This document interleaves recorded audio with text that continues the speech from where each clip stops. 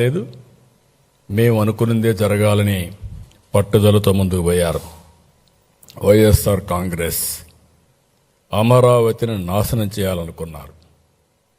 మనం శాసనం చేశాం. దేశం ఈరోజు అమరావతి కోసం నిలబడింది. కుట్రలు దాటి అమరావతి గెలిచింది.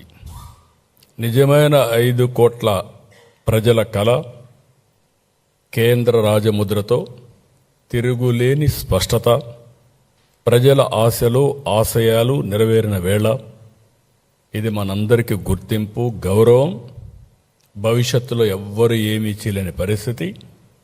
ఎవరు ఎన్ని మాట్లాడినా, ఇన్ని పార్టీలు గౌరవించి చట్టం చేశాయంటే వాళ్ళకుండే కమిట్మెంట్ మనం గుర్తుపెట్టుకోవాల్సిన అవసరం ఉంది. అయితే మనం ఒక్కసారి దీని మీద పాత చరిత్ర కూడా ఆలోచించుకోవాల్సిన బాధ్యత ఉంది. ఆ రోజు మీరు చూస్తే 2014 జూన్ 2వ తారీఖున రాష్ట్ర విభజన. ఆ విభజన జరిగినప్పుడు చాలా సెంటిమెంట్స్ కూడా అందరికీ దెబ్బతిన్నాయి. బాధపడ్డారు, మనోవేదన పడ్డారు. 2 ప్రాంతాల్లో కూడా ఎక్కడికక్కడ భావోద్వేగాలున్నాయి. నేను ఆ రోజు సమైక్య ఆంధ్రప్రదేశ్లో ఎవరికీ దక్కని గౌరవం. 9 సంవత్సరాలు నేను ముఖ్యమంత్రి, 10 సంవత్సరాలు ప్రతిపక్ష నాయకుడు. తెలుగు జాతి కోసం ఒక సంపద సృష్టించే కేంద్రం తయారు చేయాలని హైటెక్ సిటీతో ప్రారంభమై సైబరాబాద్, హైదరాబాద్ నిర్మాణానికి దోహదం చేశాం. అలాంటప్పుడు ప్రతి ఒక్కరిలో ఒక ఆవేదన, ఒక ఆవేశం. మాకు రాజధాని లేదు, ఆదాయం లేదు, విభజన జరిగితే కనీసం పింఛన్లు వస్తాయా అని చాలా బాధపడే పరిస్థితి వచ్చింది. ఆ రోజు కూడా నేను ఒకటే ఆలోచించాను, 2 ప్రాంతాలకు సమన్యాయం జరగాలి.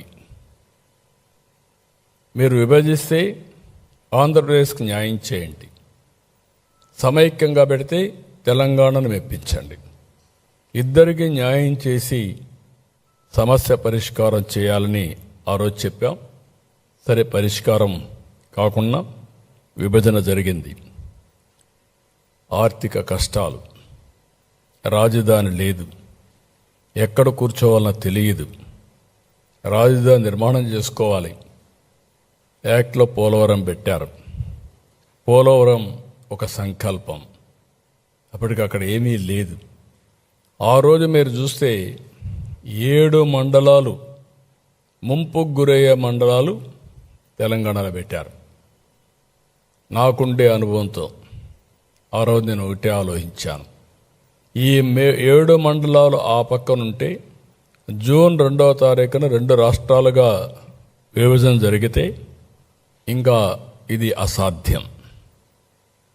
మళ్ళీ తెలంగాణ అసెంబ్లీ యాక్సెప్ట్ చేసి, లేకుంటే గవర్నమెంట్ యాక్సెప్ట్ చేస్తే తప్ప పోలవరం నిర్మాణం జరగదని చెప్పే ఉద్దేశంతో నేను ఎక్కడికక్కడ ముందే ఆలోచించి, ఎందుకంటే నాకుండే అనుభవం, ఆ సమయస్ఫూర్తితో యాక్ట్ చేసి ఆనాటి ప్రభుత్వం నరేంద్ర మోడీ గారికి, అదే మరిగా కొండే కేంద్ర నాయకత్వానికి చెప్పాను, 7 మండలాలు ఇస్తే నేను ప్రమాణ స్వీకారం చేస్తాను, మీరు ఇవ్వకపోతే నేను ప్రమాణ స్వీకారం చేయలేను. హైదరాబాద్ నేను ఎప్పుడు కూడా తెలంగాణకు వ్యతిరేకం కాదు, అది కూడా నా బ్రెయిన్ చైల్డ్. ఎందుకంటే నేను ఎప్పుడు కూడా తెలంగాణకు నష్టం జరగాలని కూడా ఆలోచించను. ఎందుకంటే 2 తెలుగుదేశం పార్టీ పెట్టిందే హైదరాబాద్లో, అనౌన్స్ చేసిందే ఎమ్మెల్యే క్వార్టర్స్లో, సంపద సృష్టించిందే. ఈరోజు ఇవన్నీ వచ్చాయంటే, నిన్న కూడా పార్లమెంట్లో మాట్లాడుతుంటే చాలామంది ఎంపీలు హైదరాబాద్ని గుర్తు చేసుకునే పరిస్థితికి వచ్చారు. అదే నాకు గౌరవం. ఆ గౌరవాన్ని పోగొట్టుకునే పరిస్థితి ఎప్పుడు నేను తేను. అలాంటి సమయంలో ఆ 7 మండలాలు కూడా లిటిగేషన్ పెట్టే పరిస్థితి ఉంటే, 7 మండలాలు మొట్టమొదటిసారిగా చరిత్రలో మీరు గుర్తుపెట్టుకోవాలి, పార్లమెంటు సమావేశాల కంటే ముందు కొత్త గవర్నమెంట్ ఒక బిల్లు పెట్టి ఆర్డినెన్స్ ఇష్యూ చేసి ప్రెసిడెంట్ కన్సెంట్ ఇప్పించి తర్వాతనే పార్లమెంటు సమావేశాలు పెట్టారు. రెగ్యులర్ బిజినెస్ స్టార్ట్ చేశారు. అది కూడా జూన్ 2వ తారీఖు కంటే ముందు. అప్పుడే ఇది సాధ్యమైంది. అక్కడి నుంచి విజయవాడకు వచ్చాం. విజయవాడకు వచ్చినప్పుడు ఎక్కడ కూర్చోవాలో తెలియదు, ఆఫీసు లేదు. ఒక SC office, irrigation SC office, అదే క్యాంప్ ఆఫీస్. అక్కడే నా బస్సు బస. ఆ తర్వాత మీరు చూస్తే నేను ఈ ఇల్లు తీసుకొని రెంట్కి వచ్చిన తర్వాత దాన్ని హైకోర్టుకి ఇచ్చాం. ఆ తర్వాత అది రాజ్భవన్